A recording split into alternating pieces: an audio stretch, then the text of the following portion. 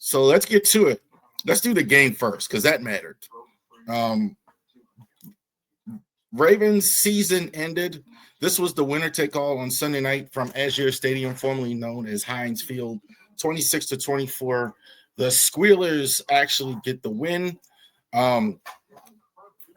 For, just from a football standpoint, forget the Ravens for a second and the Steelers and the two teams. Outstanding game played, both teams. These aren't two great teams by any stretch, but the game was really, really good. I was really impressed with both teams on both sides. So I was really impressed with that. So these were two really good teams. Very impressed with both squads. The way they played in the overall in the end, but only one team can win. And so the Steelers are going to the playoffs as well. Let's go ahead and talk about that. Lamar, 11-18, 238, 3 touchdowns, 1 INT. I thought for sure Lamar was going to get more heat for losing this game, even though he was terrific at the end. But those 3 long passes was all they had. That throw to Isaiah Likely that put him in field goal range to even win the game was just unbelievable on both sides. Likely had to reach up at a high point, and he had to throw it into double cover. It looked like it was at least double covered for them to catch that and get that ball down there, and it was just fantastic.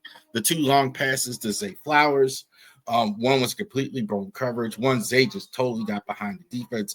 Devontae Walker actually got a touchdown as well. So Lamar, I thought, was great. He wasn't great from start to finish, I don't think, but he definitely wasn't the reason. I thought he would get more heat because he always does, but he was good.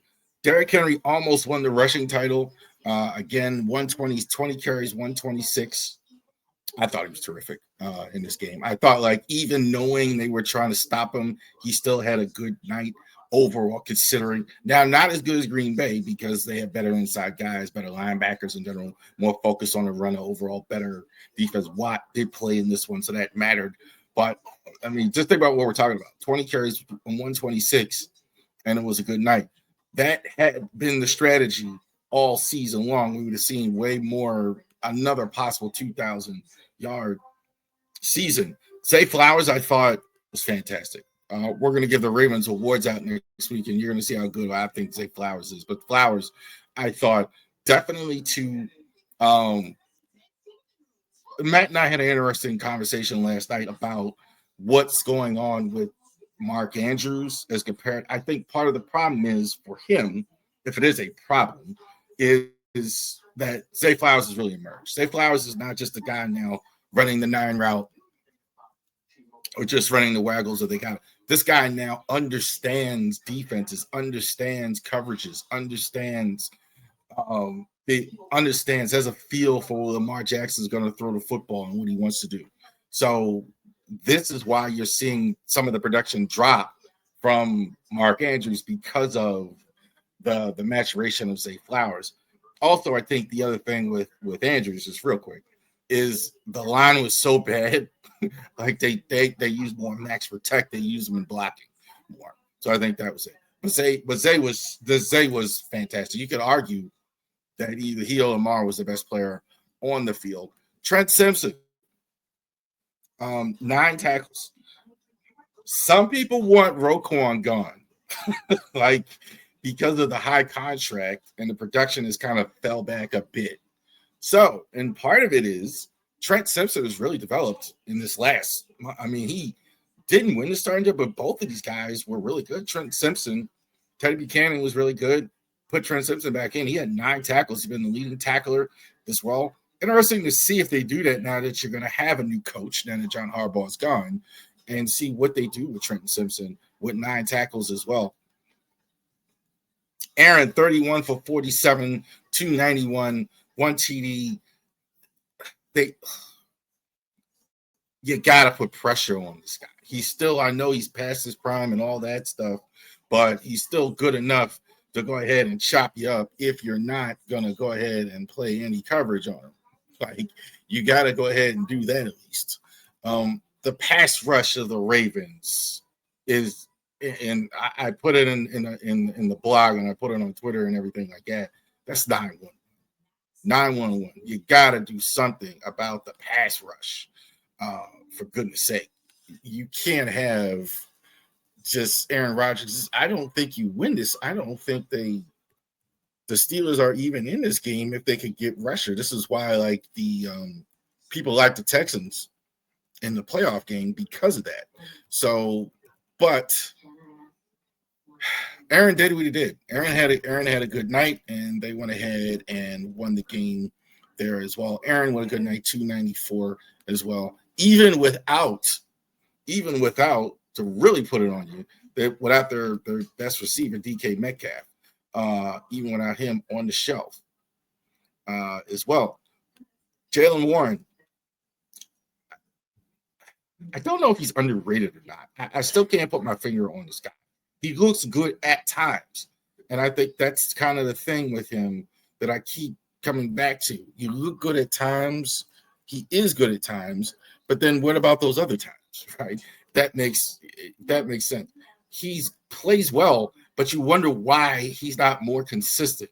Why they don't more consistently get him the ball. This is kind of what a lot of his games look like. 14 carries, 66 yards. The Ravens have a decent enough run defense, but it seems like they just kind of forget to go to him. This was the man with the game-winning touchdown, Calvin Austin, 3 receptions, 55 yards.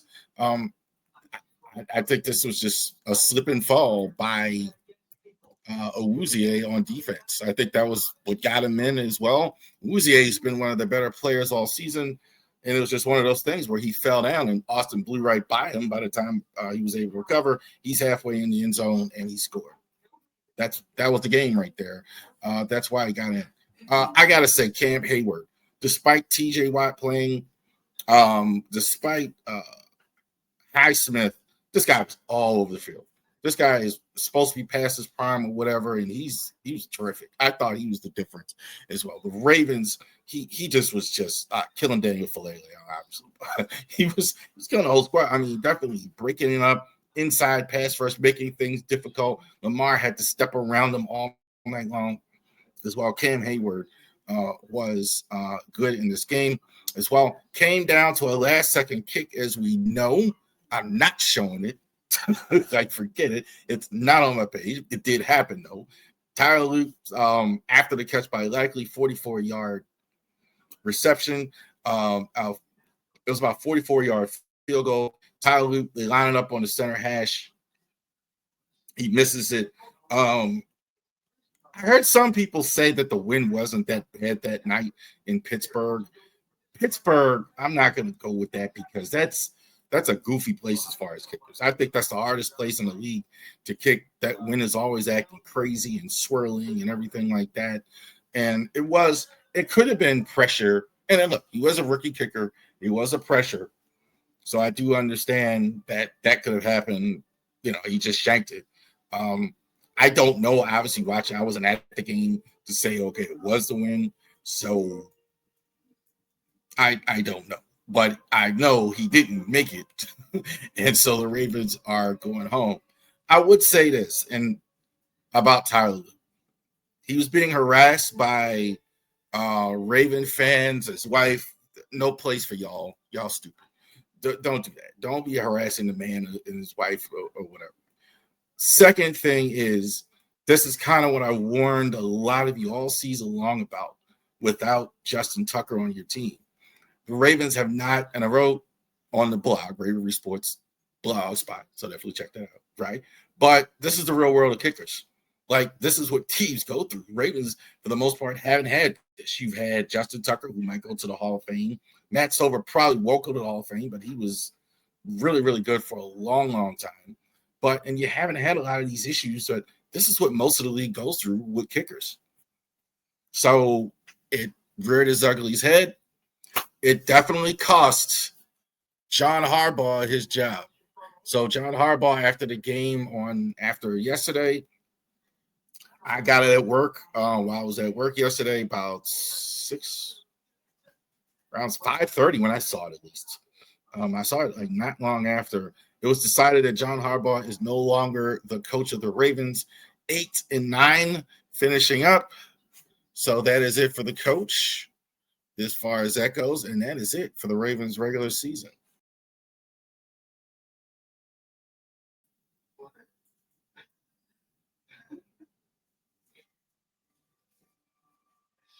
Remove that from the stage. not the graphic. So obviously, a lot of you watching this surely know it's been everywhere. John Harbaugh was relieved of his duties by Steve Bisciotti yesterday. We did a video last night on that. We talked about it on. I talked about it. A lot of the guys on the Driving to the Top. If you're watching this on Driving to the Top, we talked about. Definitely check that out where we discuss John Harbaugh out there.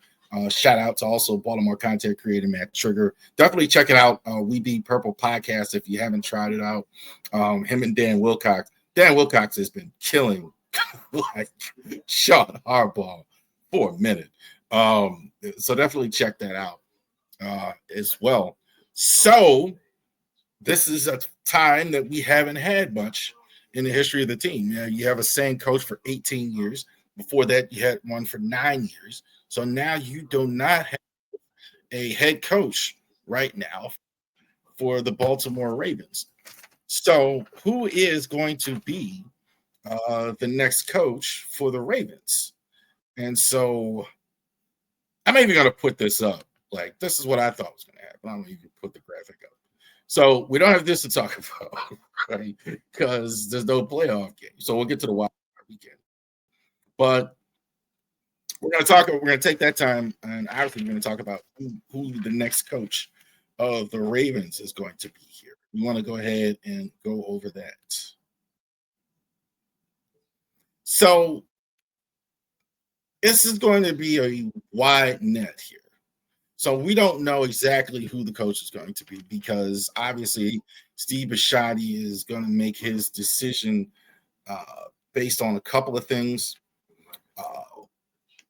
And also, I have to mention that because when John Harbaugh got the job before, nobody thought that John Harbaugh was going to actually get hired.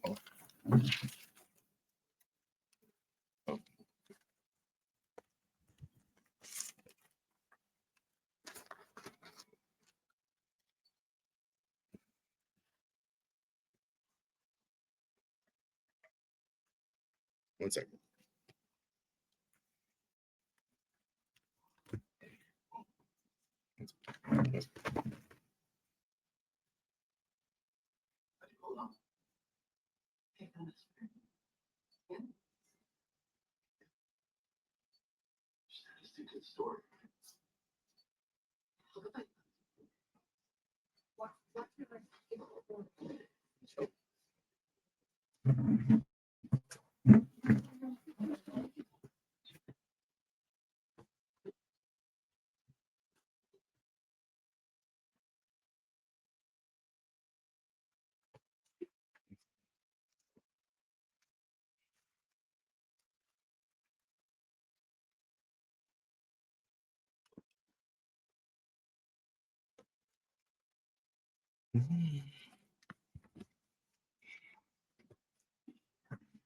Oh.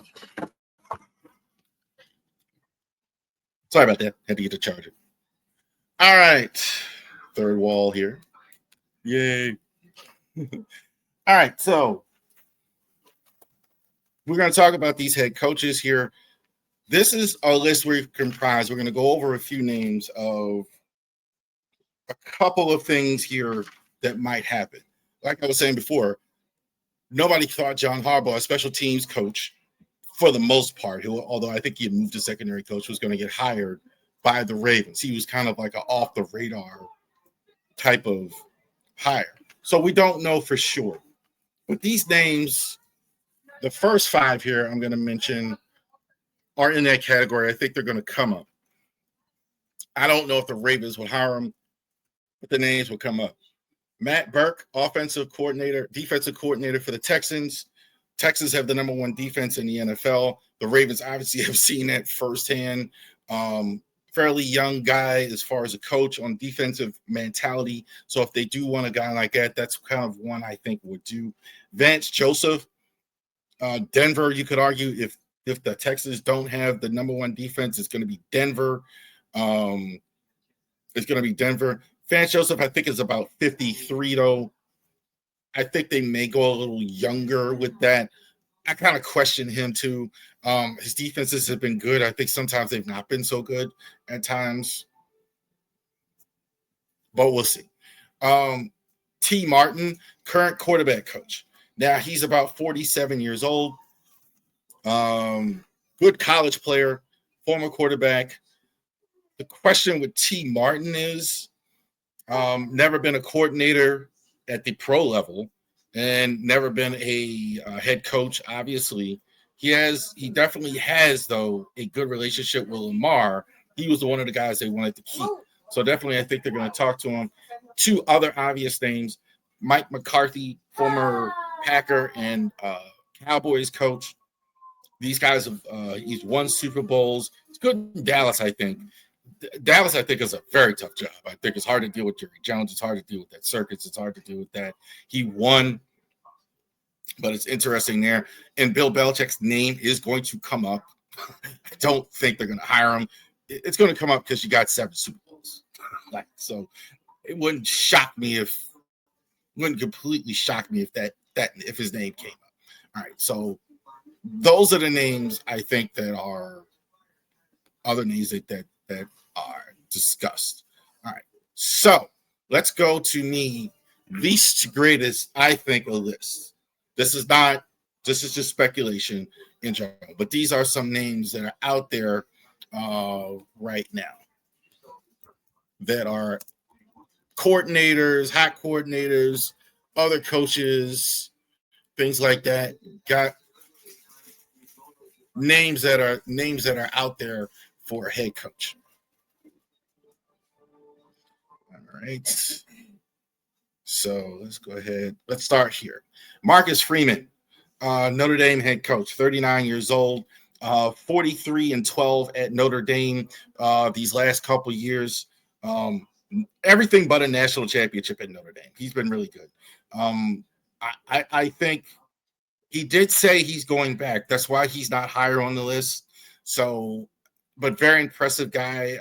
Teams really understands college football. College also too. Hiring a college coach compared to years ago, it's not that different from pro anymore because these guys are getting paid. They have it's a little different. I'd call him. I think this opportunity is a very unique opportunity, but that's why he's not higher on the list because he did say he was leaving.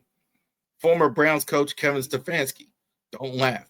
He was actually younger than I thought he was. It's like he's 43 years old. Stefanski, I think the problem with him, he's actually won Coach of the Year 2 separate times. So he's actually done well at times in Cleveland, really with no quarterback. So the thinking is you bring Lamar, he goes with Lamar Jackson, and with his understanding of offense, and he can really, really do his thing. It's hard to win in Cleveland. That's just not a good job. Cleveland, the Jets, just certain places, it's hard. They gave him Deshaun Watson. He made Joe Flacco work. I think there is a universe where this works. He got fired by the Browns. I understand that. But I think this is a decent offensive guy that the Ravens would look at as well. Who's the next one? Robert Saleh, 49ers defensive coordinator, 46. He's about as old as I think they want to hire a coach. Late 40. I think like a T. Martin, I said 40. He's like 47. But I don't think they want to go 50 plus and hire. They want to keep a guy that's young that can have a Harbaugh-like run possibly as well. He will fix the defense. Saleh did a masterful job, I think, as defensive coordinator the first time with the 49ers. I thought his defenses looked good in New York, and I thought he did a great job this year. I mean, it's statistically not great, but good considering the circumstances, I think, for sure, as well. So Saleh, I don't know how good he is on offense. That's my thing with him. I do like him, but I think I question that how good he is on offense. Interesting candidate. It wouldn't break my heart, though, if they went ahead and hired him. I think this guy here is a favorite. Jesse Minter, Chargers defensive coordinator. Worked for the Ravens before, worked for the University of Michigan, working for Jim Harbaugh. In a lot of former Ravens are there. So Eric DeCosta is very familiar with him. Has a good relationship reportedly with Lamar, even though he's a defensive guy. That's going to be big. That's going to be important. I think he gets it. If out of everybody on this list, if I'm not saying not wanting it necessarily him, but I think out of all the ones here, I think he's already candidate. I think he's going to be a big candidate for the Ravens. I think definitely. I don't think they're going to shy away from hiring a Harbaugh or Harbaugh. I don't think they're going to care about that because Eric DeCosta is still going to have a hand in this. Not the final word, obviously, but I think he's the fact that he's familiar with EDC, Ozzie Newsome, and all that. I think that's going to help his case as well. Clint Kubiak, 38 years old, defensive coordinator, offensive coordinator for the Seattle Seahawks. Love his offense. He's going to run Kyle Shanahan's offense. His dad was an offensive coordinator for the Ravens briefly. So we know what we're getting. We're going to get some of that Kyle Shanahan type offense. Look at the job he's done with Sam Darnold in Seattle. Ravens work with Mike McDonald. So that's a Raven-like environment there as well. So I do understand that. I think the Ravens do want to bring somebody in that fits their culture. Right? You're not getting a new quarterback. You're not going to draft. You got veteran players. You need their respect right away. So keep that in mind. I think that's a thing as well. So I think Kubiak, and they've already requested permission from what I do understand to talk to him. So definitely he's going to interview for sure. Joe Brady, Bills OC, definitely working with Josh Allen doesn't hurt. But he's got to run offense. I think he would fit what he would do with Lamar Jackson, what he's doing in Buffalo. So I do think that. I do think that he's a young guy, one of the youngest, so if he's not the youngest one, 36 years old. I think they're going to go with the young guy. The Bills are going to score a lot of points. I think offense might be the direction you're going with the young player. So with a young coach,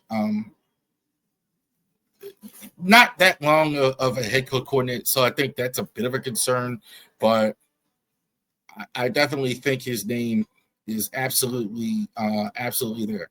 Couple more. Mike Lefleur. Brother is already a coach, Rams offensive coordinator as well for the Niners. So he's definitely worked passing game coordinator for the Niners, worked for the Jets, now working with the Rams the last few years, had most of his success, been a coach now for in the NFL about 11 years already. So even though he's young, finally starting having success, getting an MVP quarterback with Stafford as well. So keep that in mind. Obviously, some of y'all don't even know the next one here. Chris Shula.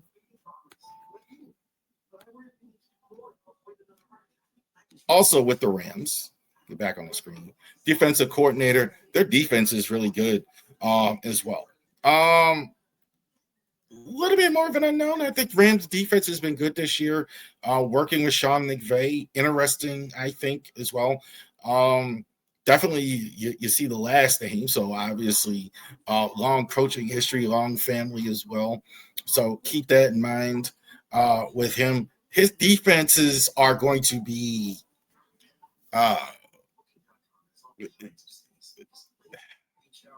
I say this. McVay and those guys, they definitely play with discipline, coach with discipline, and all that. He'll definitely be a modern coach that for sure you're bringing in. One more guy that's already asked for permission. Guy, a lot of people should have been hired for defensive coordinator. Got a defensive coordinator position in Miami. Anthony Weaver They know him. They know him very well. He's a former Raven, drafted by Ozzie Newsome, played for the Ravens, coached for the Ravens not that long ago, just recently moved him. So this is a guy, they know him. I think they may want to bring him in and talk to him. He could be in that category if they don't hire him as head coach because they're so familiar with Anthony Weaver. The stats aren't particularly great, though, in Miami. So you got to keep that in mind. How well of a coach is familiar as they are with him, it's a little bit more of an unknown. Hasn't been a coordinator a long time, even though he's a former player. And this is the name that keeps coming up is what the fans want. Brian Flores, 44 years old, for the golf. I'm not sure what his legal situation is. I don't quite know what the legal situation is. I do know he's going to fix the defense. I know that. Like, his defenses are good, period. His defense is fantastic. Whatever I don't care who's on there. This guy is the best defensive coach, I think, possibly in the NFL. Deserves consideration as well. He's a bit of a prickly guy, so that could be an issue with some players. And that's going to be the thing. Can he ease up a little bit? Can he be a guy that players like and players like to play for as good as a coach as he is? There are some names.